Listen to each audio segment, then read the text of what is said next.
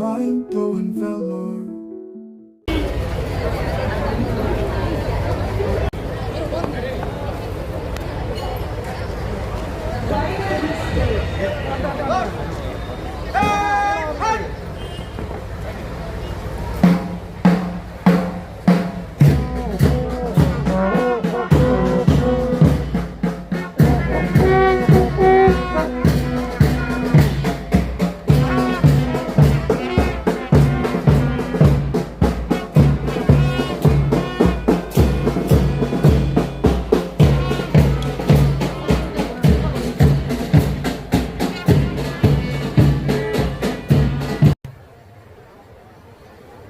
Jail பள்ளியில் 29வது ஆண்டு விழாவிற்கு சிறப்பு விருந்தினராக என்னை அழைத்ததற்கு முதற்க நன்றிகளை தெரிவித்துக் கொள்கிறேன். மற்றும் இந்த நிகழ்ச்சியில் கலந்து கொள்ள வந்திருக்கும் மாணவ மாணவிகளுக்கும் பெற்றோர்களுக்கும் ஆசிரியர்களுக்கும் என்னுடைய இனிய காலை வணக்கங்கள்.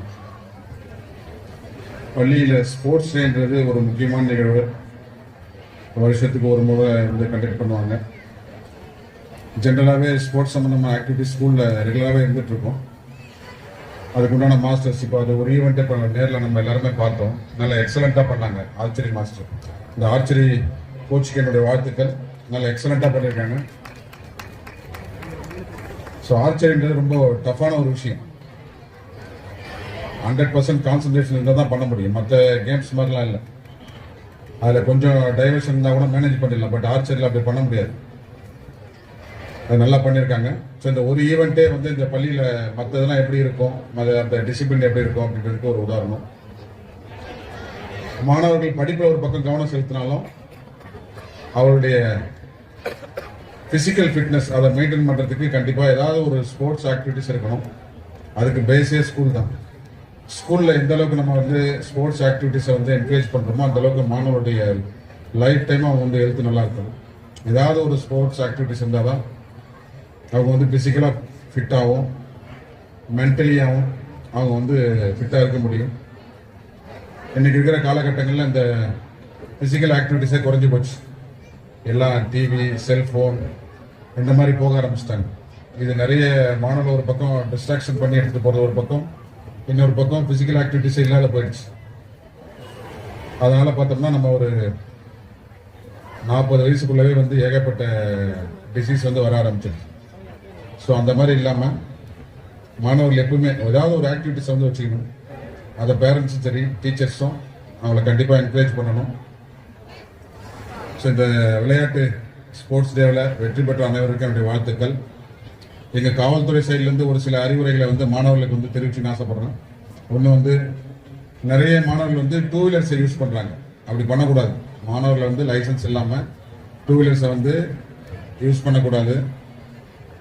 அப்படி லைசன்ஸ் இல்லாமல் வந்து மாணவர்கள் யூஸ் பண்ணாங்கன்னா கண்டிப்பாக அந்த பேரண்ட்ஸ் மேலே வந்து இப்போ வழக்கு பதிவு பண்ணிட்டு வரும்.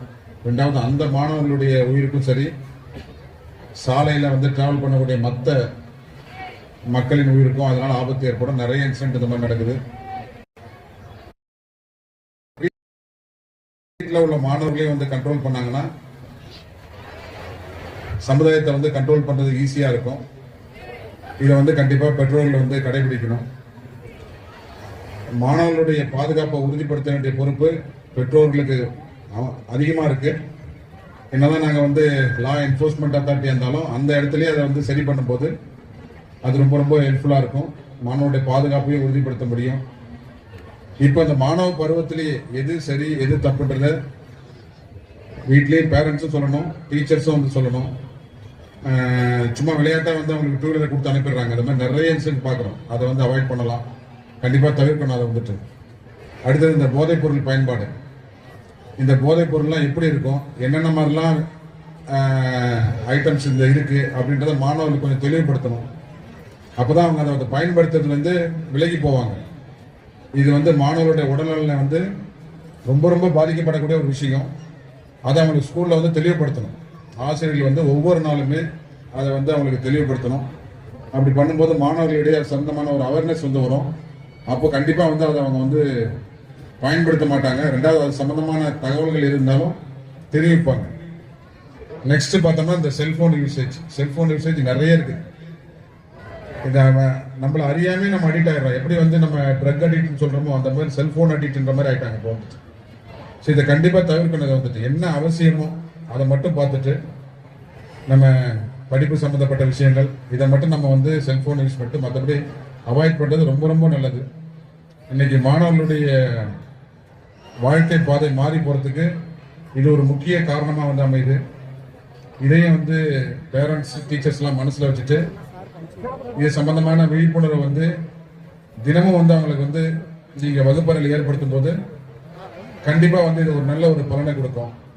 ஸோ இந்த 3 விஷயங்கள் வந்து மாணவர்களுக்கு வந்து விழிப்புணர்வு ஏற்படுத்த வேண்டியது டீச்சர்ஸோட பொறுப்பு ப்ளஸ் பேரண்ட்ஸோட பொறுப்பு. ஒன்று ரோட் சேஃப்டி, இன்னொன்று போதைப்பொருள் சம்பந்தமான விழிப்புணர்வு, அடுத்தது செல்போன். இதை நம்ம சரி பண்ணாலே மாணவர்களுடைய எதிர்காலம் இன்னும் நல்லாவே இருக்கும். ஸோ நம்ம வருங்கால இந்தியாவுடைய தூண்கள்னு பார்த்தா மாணவர்கள் தான். அவர்கள் வந்து நல்லா படித்து நல்ல ஒரு பொசிஷன் வந்து வரணும். அதுக்கு நம்ம எல்லாரும் சேர்ந்து கண்டிப்பாக வந்து பாடுபடணும். So all the best. Thank you.